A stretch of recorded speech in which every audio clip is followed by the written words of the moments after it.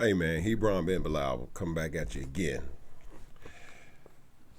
Coming to you from the Remnant of the House of Israel, TRHY. This upload will only be put on the Remnant page because of censorship. You know how YouTube feels about you talking about certain stuff. So this will only be uploaded to this page. So if you're wanting to catch this or wanting to hear about this particular topic, you would have to go to the actual Facebook page to see this, and it'll be posted there, and it'll be boosted, and it will remain there. This is a particular topic that's near and dear to my heart because, as many of you know, and as I've talked about, I have an autistic son. He'll be 25 this year, and he is, I think, mid-range. I think that's what they call it, as far as autism. He is about, intellectually, he's around 9 or 10, maybe 11 years old. Intellectually, he comprehends to a certain extent, watches TV, games, can have small forms of communication, has very limited vocabulary. But before I jump into this particular topic, let me say that we do have a Remnant of the House of Israel YouTube channel that you can subscribe to. Also, we have the Backyard Chronicles, where I talk about more social issues, underneath Hebron Ben Bilal. Also, the Facebook page. If you haven't sent a friend request, send one in, and we will vet you. And if you meet our personal requirements, then you'll be accepted onto our page. Let's get into this because this is a topic, once again, that's near and dear to my heart because of the fact that I have a son with autism. And a lot of you who will hear this, who have children that are autistic, will say, well, why does that even matter? This is why I left it up on this particular page, because if it doesn't matter to you, this is probably a video that you probably shouldn't be watching. As far as homosexuality and their whole stance on life in general, as being a firm believer and dedicated to the way of life in regard to the Bible, Torah, dedicated my life to Yahweh. I'm opposed to homosexuality and their ideologies, their philosophies, their opinions, LGBTQT, all that I'm against. So this is once again why I'm posting this on the Facebook page and not on the YouTube channel, because of censorship. And once again, if this is something that ruffles your feathers, and you believe that, homosexuality is something that should be embraced, it's probably a video that you don't want to watch.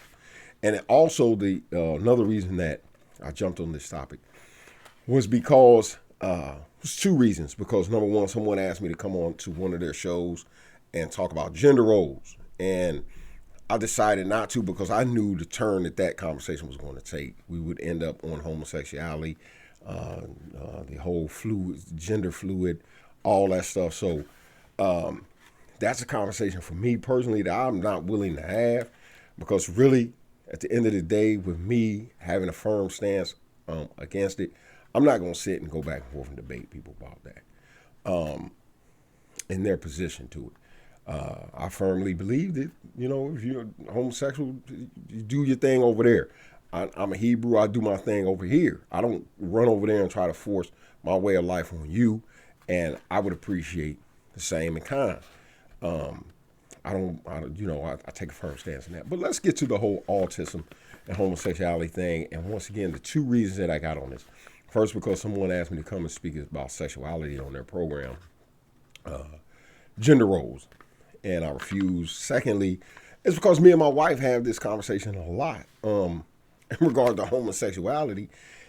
And I used to ask her all the time, well, if homosexuality is something that you're just birthed into, why hasn't this widespread plague of homosexuality spread into the autistic community or the handicapped community? You know what I'm saying? People with mental disorders. Why hasn't it spread there? So I just really had it in me this morning. I kept questioning myself about that, and I wanted to do a show about it. And I called my wife when I was out this morning doing some running, and I asked her, I said, listen, I want to ask your advice on something. I said, I'm not saying that it's Yahweh moving me or the Spirit moving me. I refuse to blame Yahweh for everything that I have inside of me as far as an unction to do something. And I asked her, I said, listen, I want to do this show that me and you keep speaking about in regard to autism and homosexuality. And she did a little research and she came up with a few things, and I want to read these to you. And it's important. I think that this is really important for individuals who have autistic children. Now, this particular thing was posted June 22nd of 2020. So it's fairly recent, almost a year old, but this came out and it's by Maria Saris or something like that. Now you can go into the link in the description right there above and you can read the whole thing. But my wife was reading it to me over the phone while we were out because she said, well, let me do a little research and find out what they say in regard to homosexuality and autism, and why we don't see, or how they feel and what they see in regard to it. So I want to share with you a few little snippets and kind of give you my 2 cents in regard to it about this whole thing. So I'm not going to read the whole thing. You can go there and you can read the entire thing. But I believe that it's important for people who have autistic children, especially younger autistic children. And if you are in the faith, to be leery and beware of, since this thing came out in 2020, to beware in regard to what they have coming down the pipeline, 1. And number 2, just my personal opinion from me watching a autistic male child and the flaw in regard to their argument about homosexuals being born that way. So let's get into this here. So it says autistic people more likely to identify as LGBTQ. So let me say that again. Autistic. This is when you for every person who has an autistic child. And my wife got so offended by this morning when she read it. When she first read the article, it says, and once again, autistic people more likely to identify as LGBTQ. And when she read it, I was like, but anyway, let me read this to you. So it's by this lady, Marina Saros or whatever. Published date June 22nd, 2020. She said, one day, Riley Smith learned from some former co-workers that an acquaintance had come out as transgender. Smith felt happy for the acquaintance, but she also felt something else. Afterward, in the days and weeks that followed, I felt a different emotion that I recognized as envy. It led to me to ask myself increasingly difficult questions about who I was. Assigned male at birth, Smith eventually came to realize that she is a transgender woman. As an autistic person, she is not alone. So let's stop right there first. The first thing that I have to bring before I read the rest of this particular paragraph, the first thing that I need you to understand, because a lot of people are going to be hearing this who are in the faith and subscribe to this, and those that I also send these little things to in Messenger, is that there are levels to autism.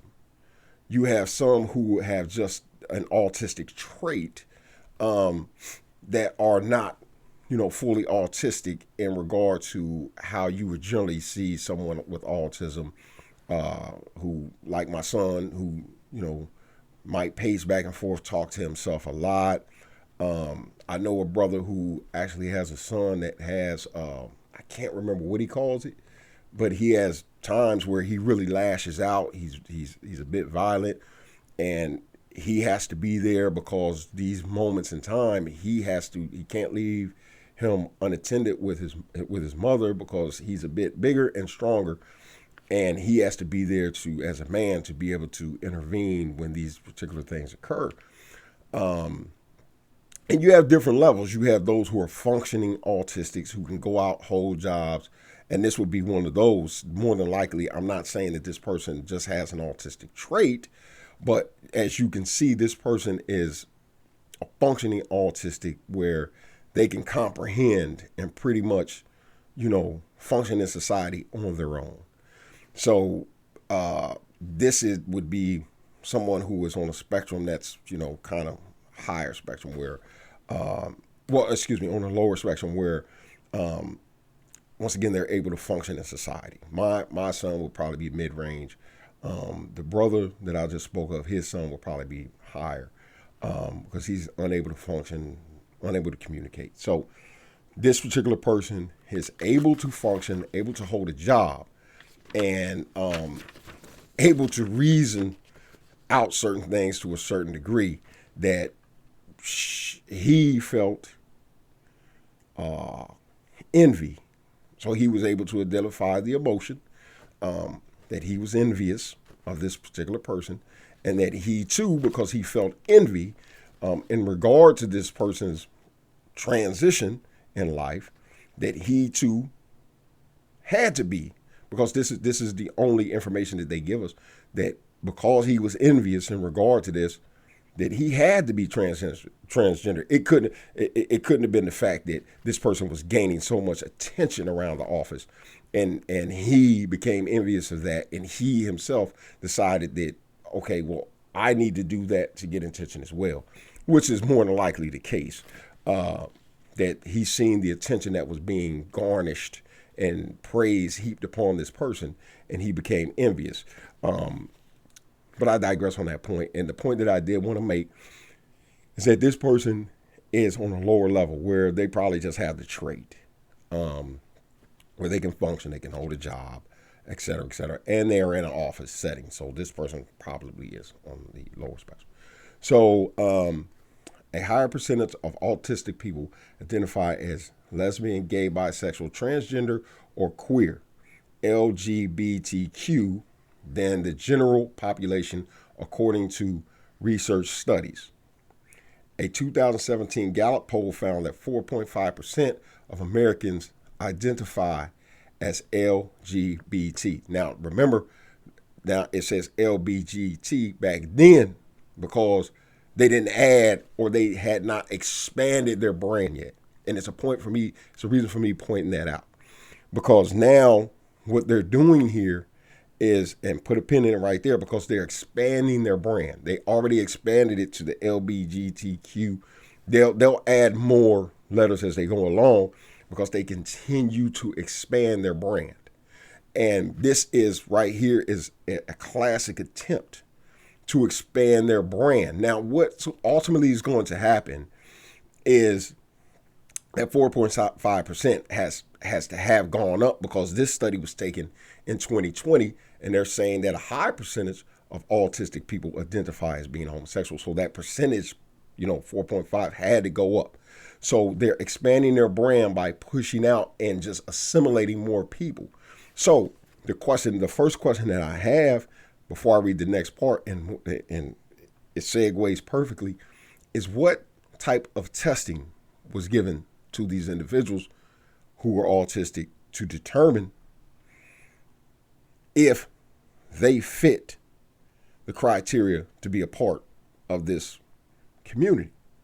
And this is what really outraged my wife and kind of ruffled my feathers and made me decide to really jump out there this morning with this video, because basically they're pretty much taking, I believe, this is just my personal belief, is that they're taking, because I haven't studied what study that they're doing, that they probably taken the same study that they're giving to the children, because you do understand that they're giving these tests to children now, in kindergarten, you know what I'm saying, and up, to find out what sexuality that they identify with.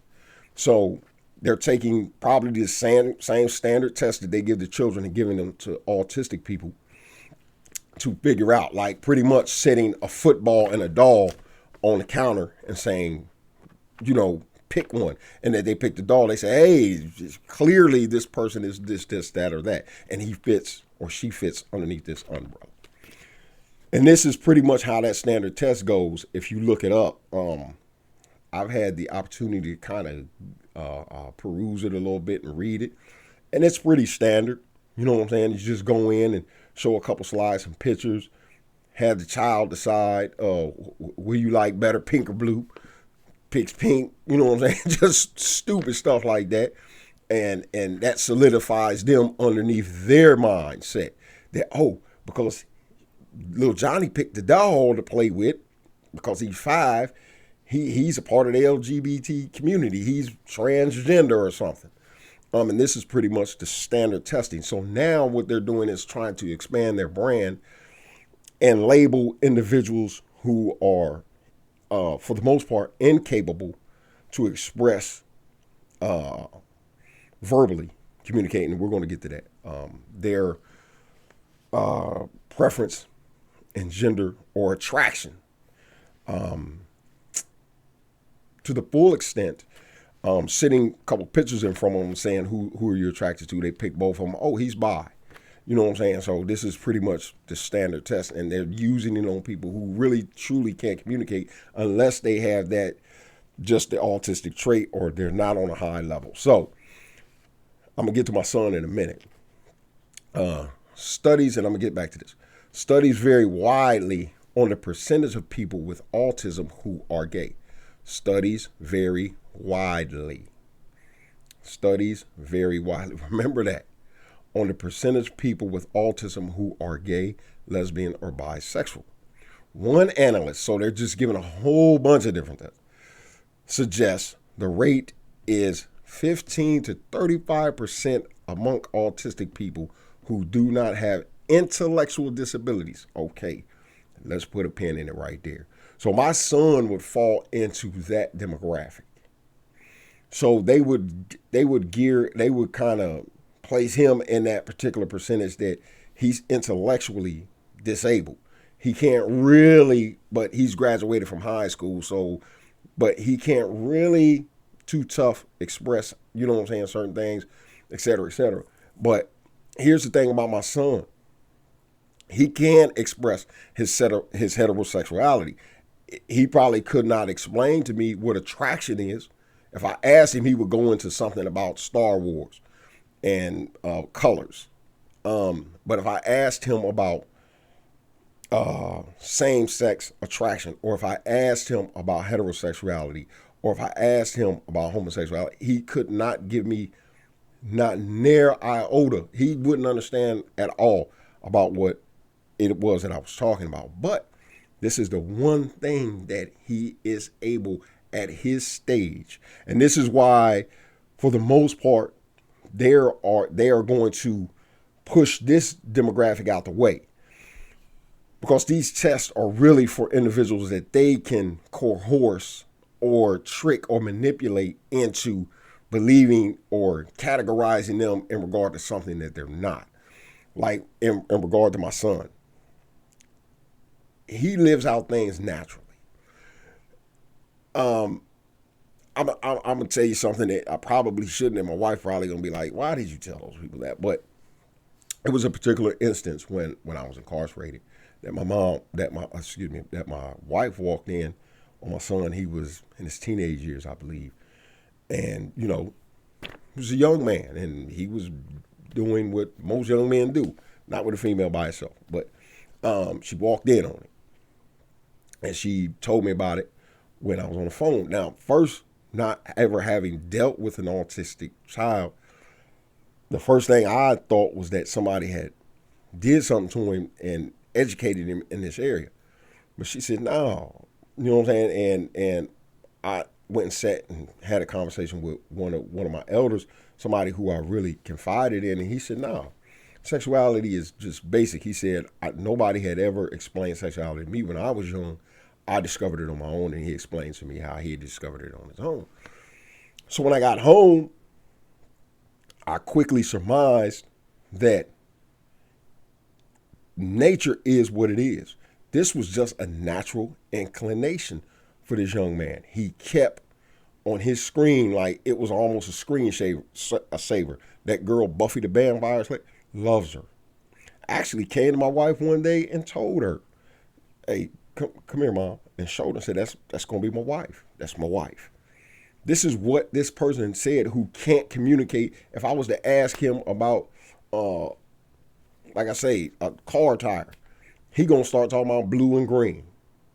But he's able to communicate his attraction. See, the laws of attraction are what they are. It exists. So if you took individuals who are on that particular autistic level as him, and you put them around other autistic children, especially male and female, there's going to be that draw. This is why they don't count those, because understanding that you can't manipulate my son to put on lipstick and a dress and say, oh, see, my son will be ready to fight you. My son is attracted to females. And this is one of the things that I notice in the autistic community, because you have situations, where autistic people on his level have entered into intercourse, had children, sired children, and so on and so forth. The human inclination, human nature is going to be what it is. And it's just that with him. So when they're on that level and not able to express what it is they're feeling, they're just living out what is in them naturally. So he naturally does the things that happen to him as he transforms into a man. Erections, attractions, all those things are not unnatural to him. Those are natural. He doesn't see anything wrong with it. But, I kind of got on him a little bit when I got home, and then I had to start to realize that with his mental dysfunction or with his mental shortcoming, that he can't process things the same way I can, and shame, those levels of shame don't exist with him the same way they do with us. So the things that he's doing are natural to him, that attraction. All those things are natural to him. This is why they disregard those who can't communicate, because it's easier to trick, manipulate, and then slide underneath this umbrella those who can articulate and say, stick a picture in front of them, because this is the basic standard test. Stick some pictures in front of them and say, who are you attracted to? They might not even clearly comprehend what attraction is in this instance, and pick both, and they automatically, boom, this person is bisexual. And this is how they do this. So let's get back to this letter, because once again, it's disturbing for those who have autistic children. It was disturbing for my wife. It rubbed me the wrong way. And it sparked me to do this video and explain to you that human nature is there. An autistic child is not born gay. And this is why they kind of focus on the demographic that can communicate, that don't have that true dysfunction like my son, because my son ain't going to choose nothing but a female, whereas the females are going to choose the males, because this is the natural order of things. And all they do is function on just the natural. That's how they function. Most of the data that we're seeing is that the LGB rate is 2 to 3 times higher, says clinical psychologist L&T Crenna, or whatever her name is, PhD and assigned professor at Tufts University. But larger studies need to be done before the true rate is known. So they're saying that this rate of homosexuality is higher amongst those individuals because of this bogus, rigged testing that they're doing. You're taking people who already are behind the 8 ball, and you're giving them this bogus rigged test. It's like with children, and you're sliding it in front of them, and they're making these decisions, and they're saying, oh yeah, he's gay, or he's a trans, or she's this, or she's that. But you're discrediting the ones who can't articulate their feelings or can't articulate their emotions. I hope I'm making sense here, because like with my son, this would be the true test. the true test, but they wouldn't do. This is something that they won't do. Now, I'm not saying just test my son. I'm saying take the ones who really can't articulate and communicate like that and watch them. Put them in regular situations with female counterparts and watch out. And I'm not saying take it to the extent where something happens, but watch the attraction. Watch them. Watch how they interact. They're not turning and looking over there to Bobby and saying, I want to be over there with Bobby. No, they're gravitating towards the opposite sex because it is natural. And when what else is funny is most of the time they're not even seeing these people act out, and that is the true definition of homosexuality. If you look it up, it is the act of sexual intercourse with the opposite sex.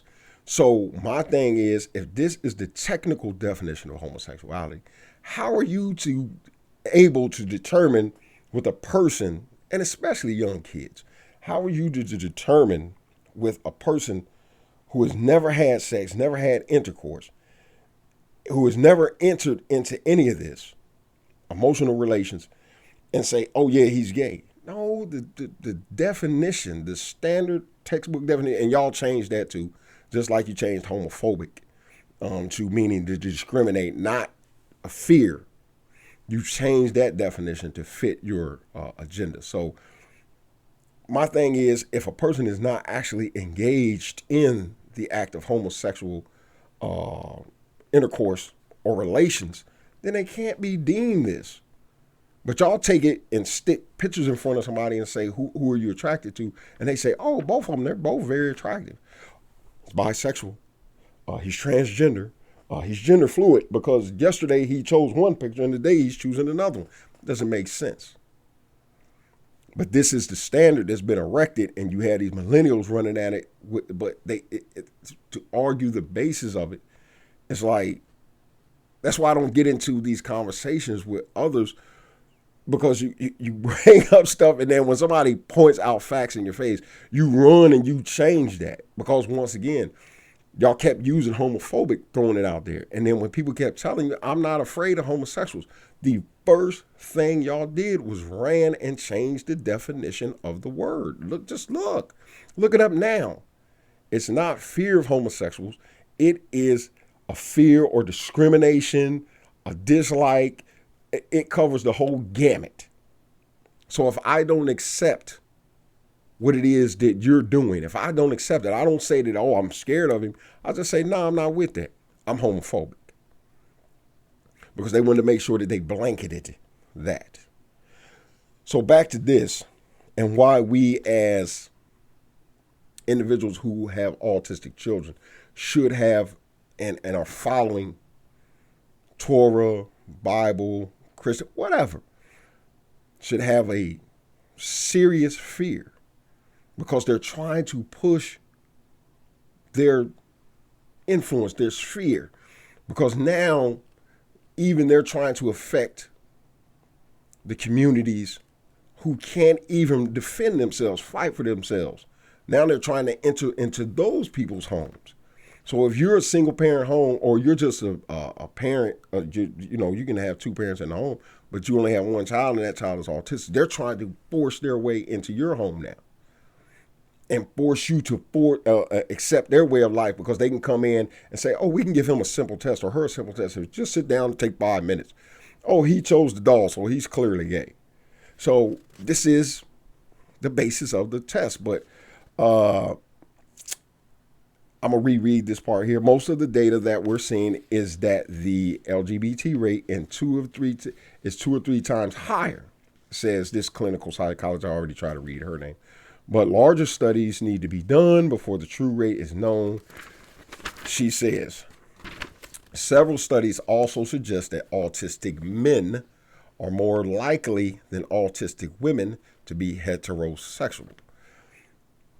In a Dutch study, for example, only 57% of autistic women reported being straight, compared to 82% of autistic men. So once again, I really just, they just proved it for me.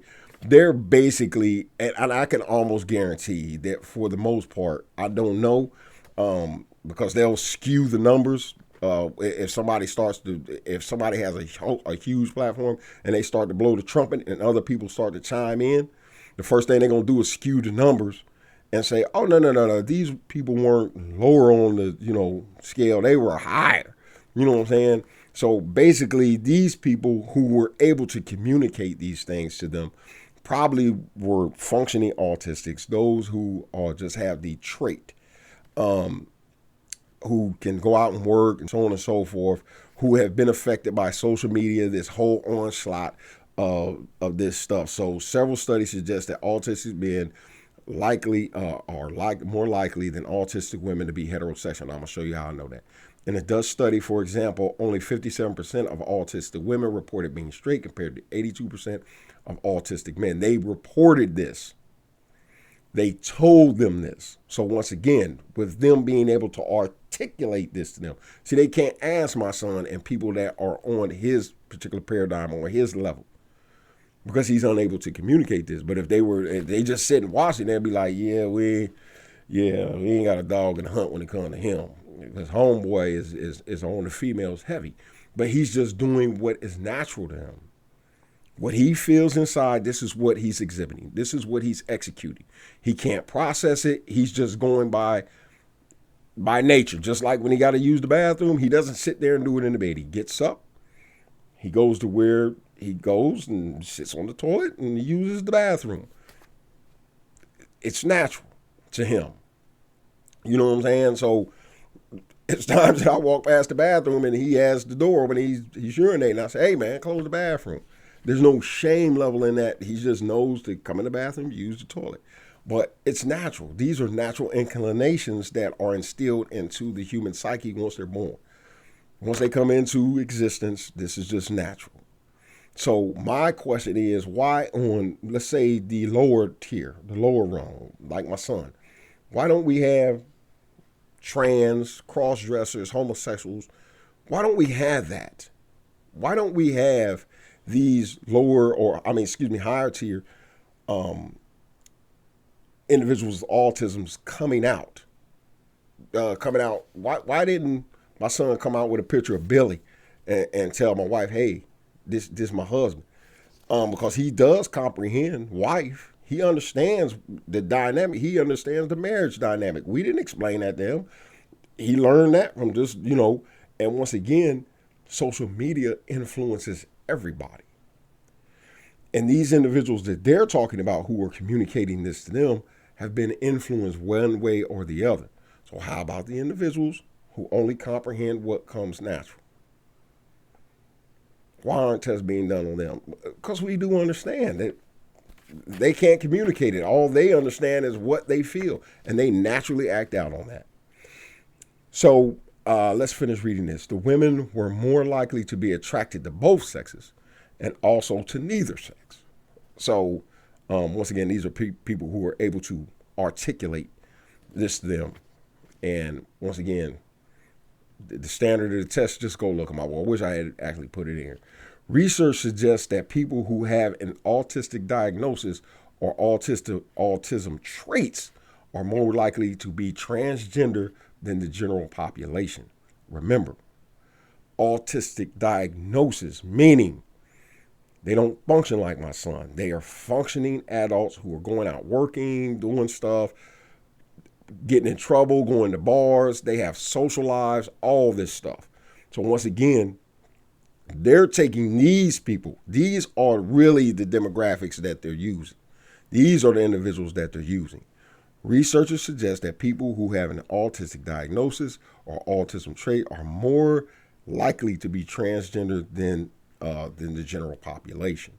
So these same people that just have this trait, they can identify with being trans more than others. Anyway, one study found the rate to be 2 to 3 times higher in people who have autism.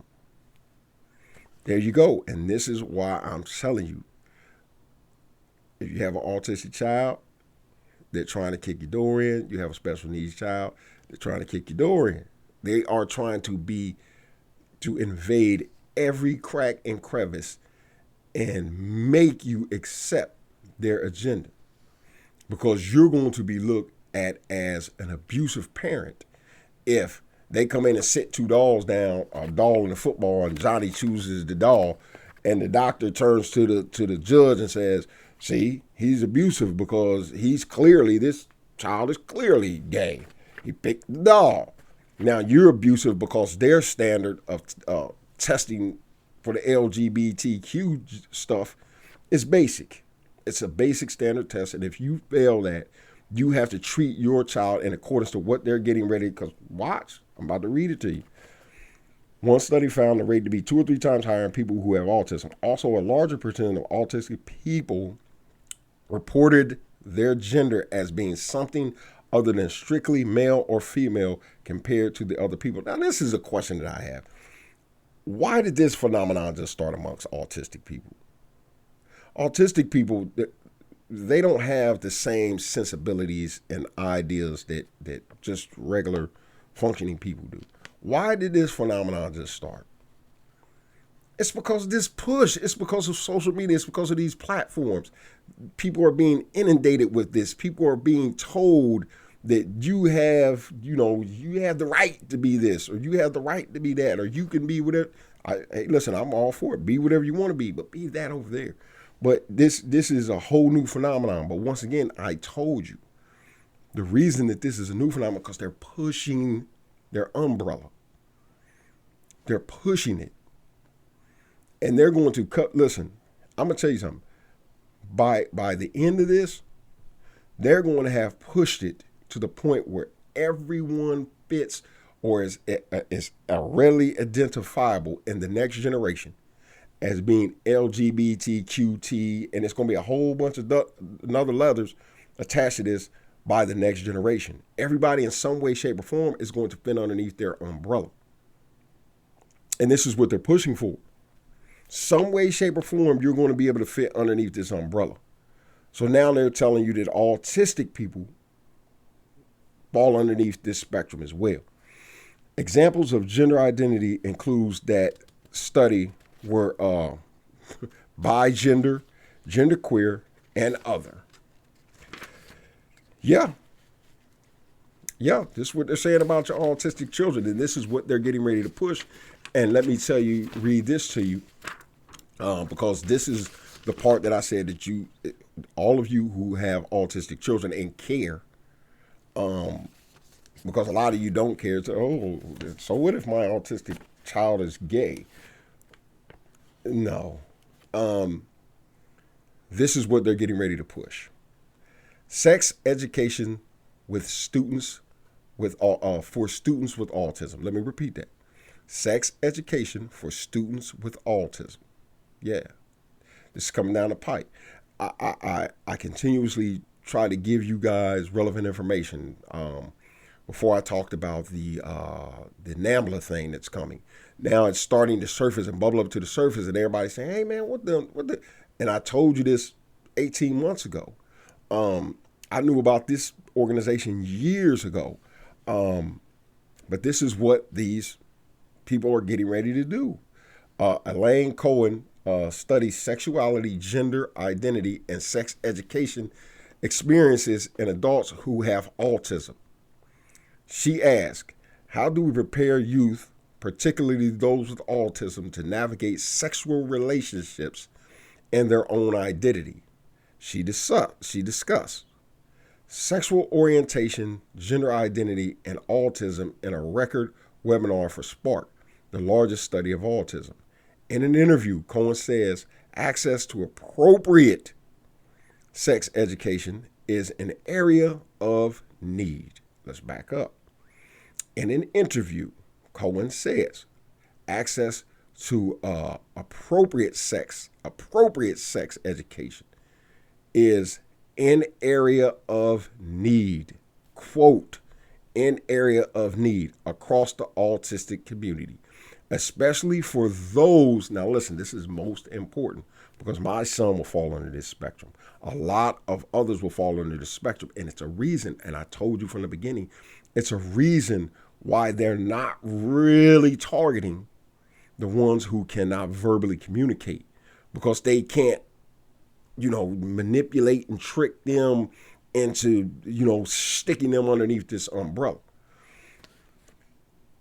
Especially for those with minimal verbal skills. So if your child falls into that category like mine, if I ask him a question, he can talk, but his processing is a bit different.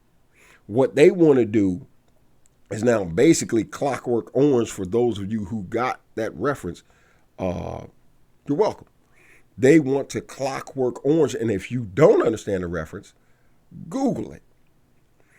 It's a movie called Clockwork Orange, where they were programming these people to go out and do stuff.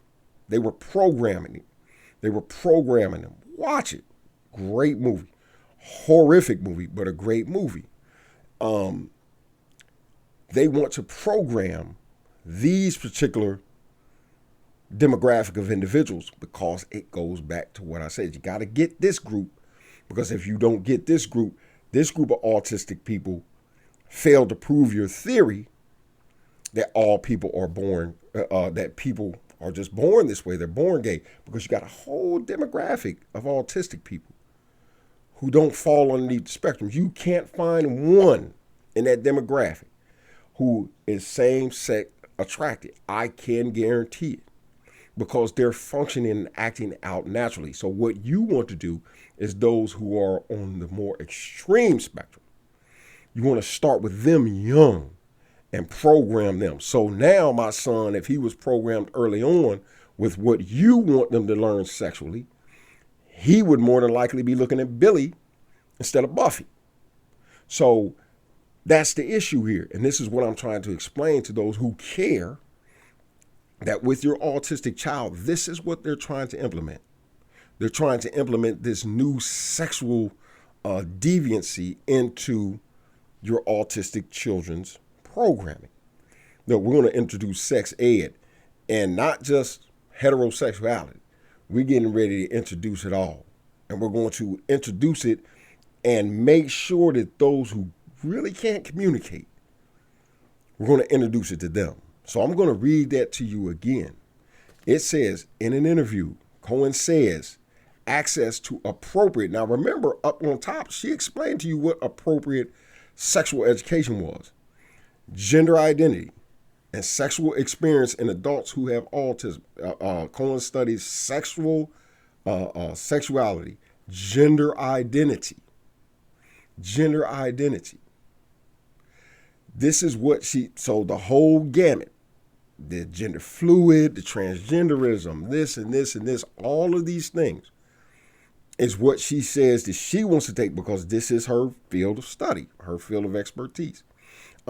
She discusses sexual orientation, gender identity, and autism in a record webinar for Spark, the largest study in autism. In an interview, this person says access to appropriate sex education is an area of need across the autism community, especially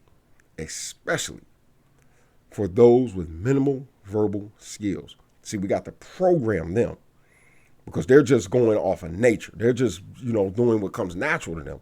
We need to reprogram them, because that's not natural. What's natural is identifying gender fluidity. If you want to sleep with a dude over there, and then you want to do this, and then you feel like sleeping with a girl next year, and then this is basically what they're trying to program into your children, into your autistic children, because this whole new phenomenon of homosexuality is not showing up in this particular demographic. It's not. And this is why they put an emphasis, especially with those with nonverbal skills, and that will be my son. U.S. schools often teach sex education differently from state to state, and such classes do not address LGBTQ issues, she says. So, once again, what they're doing is they're just going, hey, listen, check this out. We need a whole nother format to teach them, especially the nonverbal, because we need to program them. We need to program them because we need to be able to authenticate the fact that, number one, this exists in autistic people. Because if you just say the lower rung autism is the ones, the verbally, that can communicate, work, take care of themselves. If they're the only ones who are identifying with being transgender, this, that, blah, blah, blah, blah, blah, what about those who are on the higher tier? Why don't you have them cross-dressing? Why don't you have them identifying as transgender? Why don't you have them attracted to same sex? Why not? Because they're just functioning out of their natural inclination as male and female. That's why they gravitate towards each other. This is why my son does what he does, because it's natural. Nobody taught him to do these things. It just came natural to him as a male. So understanding this is what they're cooking up next, because like I said, at the end of the day, they're going to continue to try to push this net further and further and further back until everybody in this society, one way, shape, or form, acquiesce and is able to identify with this LGBTQ, and it's going to just keep going. It's going to keep going, because if you remember what I showed you, LBGT, LBGQ, and then it just pushed out, and it continues to push out, and it's going to continue to push out, because they're going to continue to assimilate other atrocities, abominations, foolishness, whatever a person can sit and think up, they're going to adopt that and say, yeah, that's a part of our community. Yeah, we're a conscious, loving community, and yeah, people with autism, yeah, they show traits of this. No. So once again, my point in shooting this video was, number one, to warn those who have autistic children that this is what they're cooking. This the cake they baking, to push it back, to infiltrate your home. Even if you're saying, well, shoot, I'm safe. My son is autistic or my daughter's autistic. They're trying to push that drag net back. And they're trying to infiltrate your home. And I also just wanted to just kind of share this information with you, because this is what it is, man. In this society, this is what it is. And this cesspool just continues to enlarge itself, and to drag more in, and they're not going to stop. But man, I'm going to cut this short. I've taken up enough of your time today. Hebron Ben Bilal, man, Remnant of the House of Israel. If you like the content that we put out, go to the YouTube channel, Remnant of the House of Israel, or the Backyard Chronicles. Subscribe. Also, the Facebook page, Remnant of the House of Israel. If you send a request, we'll vet you. If you meet our requirements, we'll allow you on. But until next time, man, love y'all, and just keep the faith, man.